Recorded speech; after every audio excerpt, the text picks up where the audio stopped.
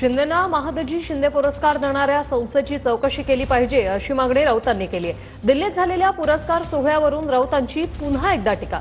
तर राऊतांना साधा भांडूप भूषण देखील पुरस्कार मिळालेला नाही असं म्हस्के यांनी म्हटलंय। महादजी शिंदे पुरस्कार देताना जे झालेलं भाषण आहे ते फार इंटरेस्टिंग भाषण आहे। असं महाराष्ट्राला काय पुढे नेलं? महाराष्ट्रामध्ये पैशाचं राजकारण करणारे हे लोक आहेत। महाराष्ट्रामध्ये सत्तेचा गैरवापर करून धमक्या देऊन लोकांना फोडणारे हे लोक आहेत।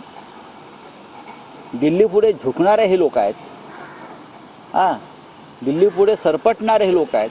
त्यांना महादजी शिंदेच्या नावानं कोण पुरस्कार देत असेल तर त्या संस्थेची चौकशी व्हायला पाहिजे। त्यांना इतिहास माहिती आहे की नाही? यांना काय पवार साहेबांनी ठेवलंय काय की माझी उत्तरं द्या?